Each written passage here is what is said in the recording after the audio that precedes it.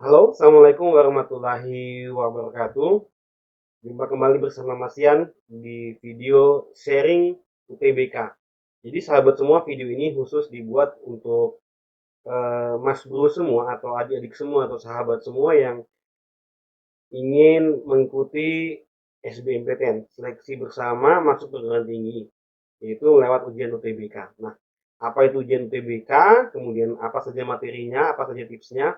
Lewat video kali ini, Mas Yan ingin berbagi dan mengingatkan kembali kepada adik-adik semua, kepada siswa-siswa semua di Sulawesi Tengah pada khususnya, dan dimanapun berada, untuk tetap mempersiapkan diri guna bisa mengikuti seleksi UTBK dengan baik dan mendapatkan nilai yang bagus, sehingga nantinya sahabat semua bisa lolos memilih di perguruan tinggi atau kampus-kampus unggulan seperti itu.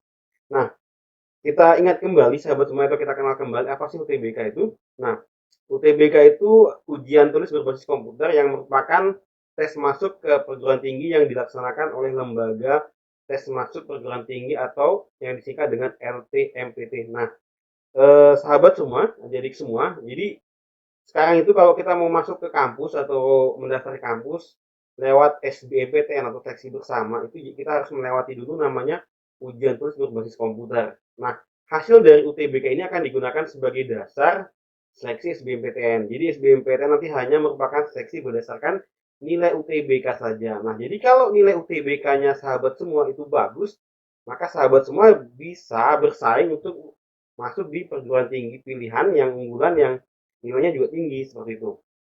Nah, selain untuk SBMPTN, nilai hasil UTBK juga ini bisa digunakan untuk seleksi mandiri masuk perguruan tinggi, perguruan tinggi negeri maupun perguruan tinggi swasta. Nah, seperti itu. Nah, UTBK ini akan dilaksanakan ujian online ya, begitu ya, sahabat semua ya. Nah, kapan pelaksanaan ujian UTBK itu? Nah, untuk tahun 2021, ujian UTBK itu akan dilaksanakan menjadi dua gelombang ya. Gelombang pertama itu pada bulan April, tanggal 12 sampai 18. Kemudian gelombang kedua itu pada tanggal 26 April sampai tanggal 2 Mei. Nah, seperti itu. Nah, untuk sahabat semua, untuk mendapatkan informasi yang detail dan yang lengkap, sahabat semua bisa mengunjungi situs atau website dari LTMPT sendiri ya untuk mendapatkan informasi. Seperti itu. Tentunya adik-adik semua yang sudah berada di kelas 12 tentunya sudah mengerti dan sudah update tentang informasi ini. Jadi pada lewat kesempatan ini Mas Yan atau Kakak akan coba mengingatkan kembali bahwa tinggal beberapa bulan lagi kita akan mengikuti UTBK. Seperti itu. Nah, apa saja persyaratan UTBK itu? Sahabat semua atau adik semua bisa melihat. Tentunya harus memiliki akun di LTMPT. Kemudian dia merupakan siswa SMA MA kelas 12 pada tahun 2021 atau peserta didik paket C tahun 2021. Ini ya, dengan umur maksimal 25 tahun per 1 Juli nanti.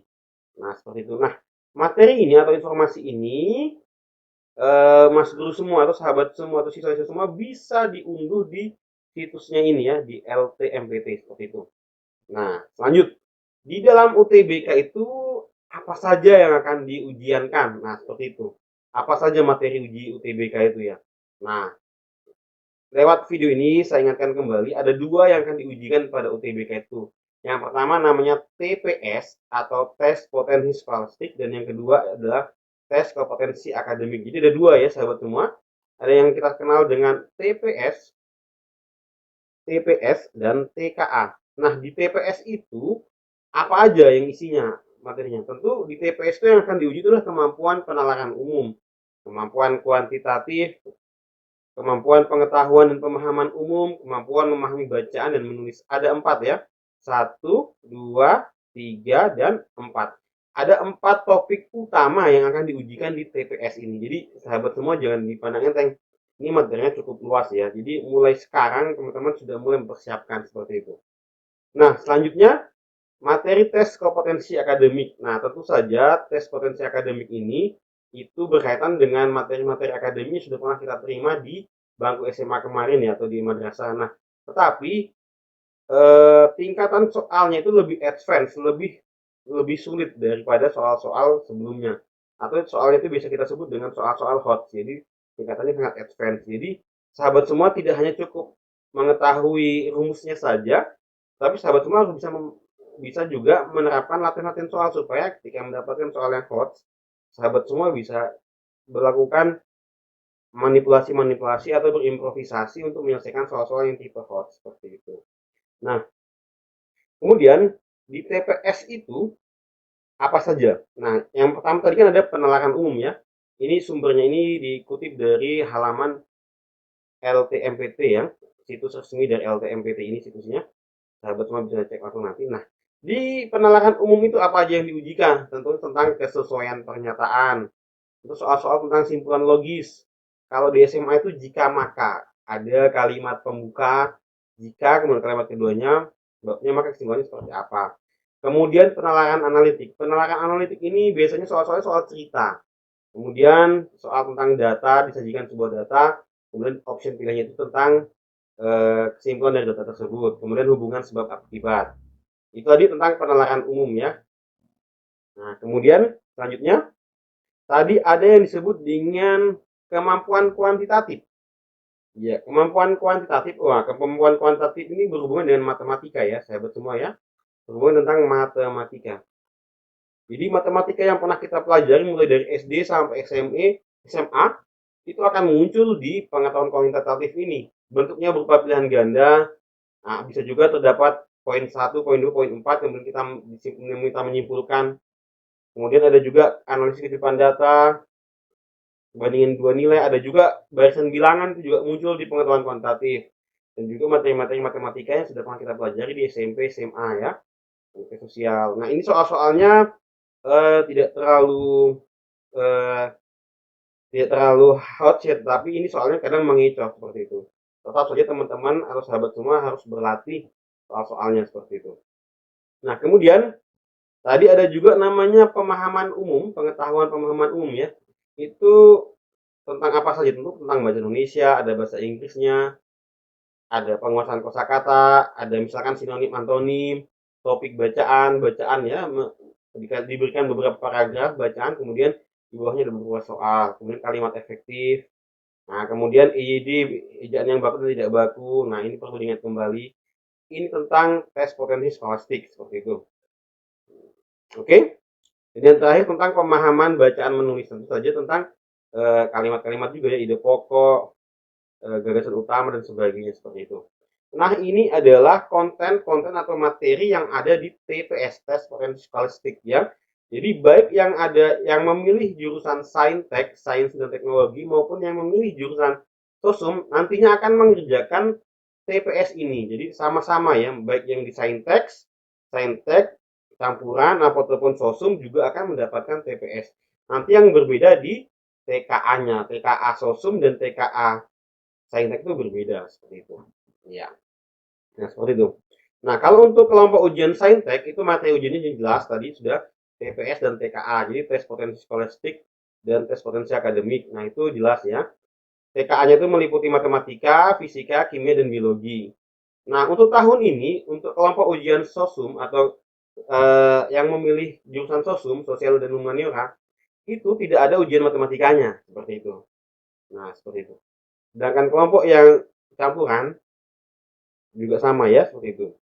Nah, untuk yang sosum sendiri apa aja kisi-kisinya? Nah, untuk geografi ya, teman-teman semua juga bisa melihat materi geografinya yang mengecek buku-buku catatannya ya. Kemudian yang ekonomi juga ada, sejarah, sosiologi seperti itu. Dan kemudian yang saintek juga ada fisika, kimia, fisika, biologi dan matematika. Nah, untuk matematikanya ini kakak lebih fokus ke Masian lebih fokus ke matematikanya karena Masian nanti akan membahas juga soal-soal UTBK matematika di channel ini ya sahabat semua ya. Jadi itu soal-soal persamaan kuadrat, integral, peluang ini bukan soal-soal yang biasa kita hadapi di sekolah, soal-soal bukan seperti itu. Soal-soalnya itu lebih soal-soal hot lagi. Jadi butuh beberapa langkah untuk bisa mendapatkan jawabannya. Nah, beberapa langkah itu ternyata juga bisa ada jalan cepatnya. Nah, jalan cepatnya ini yang perlu kita pelajari. Saya ingatkan kembali, bukan dihafal, tapi terhafal ya. Seperti itu. Nah, biologi, kemudian fisika, kimia. Nah, seperti itu. Itulah materi-materi yang akan dihadapi pada satu TBK. Nah, selanjutnya eh, strategi apa yang bisa kita lakukan agar kita bisa sukses untuk menghadapi UTBK? Nah, Lewat video ini Mas Yan coba memberikan beberapa strategi. Strategi yang pertama adalah cari materi yang berhubungan dengan kisi-kisi yang sudah kita dapatkan. Maka yang pertama adalah kita mencari kisi-kisi, kemudian kita cari semua materi yang berhubungan dengan kisi-kisi, dan kemudian strateginya adalah catat dan buat final resume. Apa itu final resume? Final resume itu adalah begini. Nah, misalkan kita kembali ke tadi ya, kisi-kisinya. Misalkan matematika. Misalkan soal tentang ini persamaan kuadrat, ya, persamaan kuadrat. Nah, kita cari materi tentang soal persamaan kuadrat.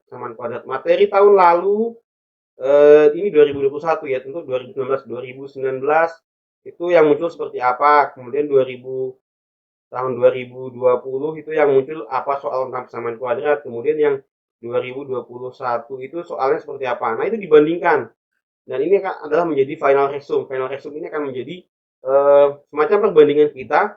Oh, kalau tahun 2019 soal persamaan kuadrat seperti ini, 2020 seperti ini, 2021 nanti seperti apa. Kita bisa bandingkan. Bisa boleh juga ditambah dengan yang 2018. Nah, seperti itu. Kemudian, strategi yang kedua. Nah, mirip-mirip seperti tadi, kumpulkan soal UTBK 3 tahun yang lalu. Nah, kemudian dibandingkan. Sudah kita bahas ini tadi, kita bandingkan. Nah, kita kumpulkan soal 3 tahun lalu, kita bisa bandingkan. Dan kita selanjutnya kita bisa prediksi. Oh, yang kira-kira yang 2021 seperti ini. Itu salah satu manfaatnya. Manfaat yang kedua, ketika kita mengumpulkan soal UTBK 3 tahun terakhir, tentunya kita bisa mendapatkan 3 bentuk penyelesaian soal ya. Misalkan nih, kita mengumpulkan soal integral. Integral. 3 tahun yang lalu ya, misalkan nih, 2018, 2019, 2020. Nah, soal integral misalkan 2018 yang muncul integral tak tentu. Kemudian 2019 misalkan yang muncul tentang volume benda putar. Volume benda putar kan juga termasuk integral. Yang 2020 misalkan yang muncul integral trigono. Nah, kira-kira yang belum keluar integral model apa? Kita bisa prediksi. Nah, itu tadi ya manfaat yang pertama ya. Manfaat yang selanjutnya adalah kita dengan mengumpulkan soal-soal ini 3 tahun terakhir dan kemudian kita buat final resume-nya. Nah, kita bisa mendapatkan penyelesaian yang model seperti ini, kita bisa mendapatkan penyelesaian model seperti ini dan seperti ini, dan kita sudah bisa menguasainya. Otomatis kita ketika menemukan kasus yang sama, secara mudah kita akan bisa menyelesaikannya. Seperti itu. Itu maksud dari mengumpulkan soal UTBK 3 tahun terakhir.